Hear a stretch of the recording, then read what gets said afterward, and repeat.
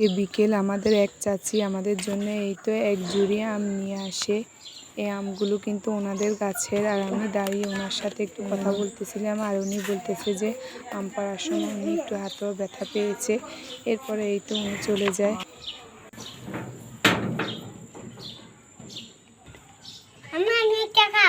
খাবা?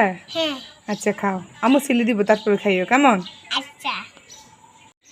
হ্যালো বন্ধুরা, দেখেন এই কি সুন্দর গাছ পাকা আম আমার চাচি এসে দিয়ে গিয়েছে আমাদেরকে। এখানে কয়েকটা পাকা আছে, আবার নিচে কয়েকটা কাঁচাও আছে। এই তো চলেন এখন এগুলো আমরা খাবো। এরকম ফরমালিন ছাড়া ভেজাল মুক্ত আম, টক হলেও কিন্তু খেতে অনেক ভালো।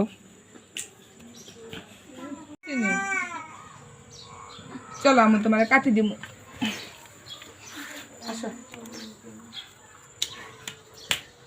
রান্নাঘরে এসে দেখি আম্মু রাতের জন্য রান্না করতেছে। আসলে আমরা দুই বেলা রান্না করি, সকালে একবার রাতে একবার।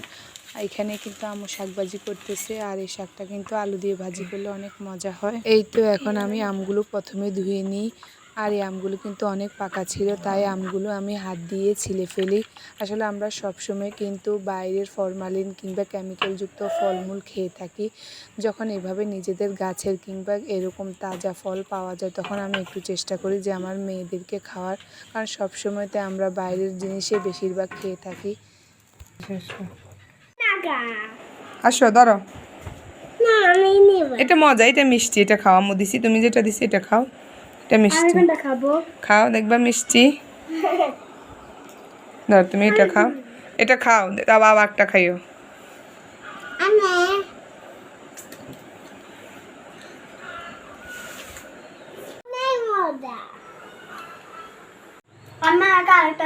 এটা খানা হয়েছে,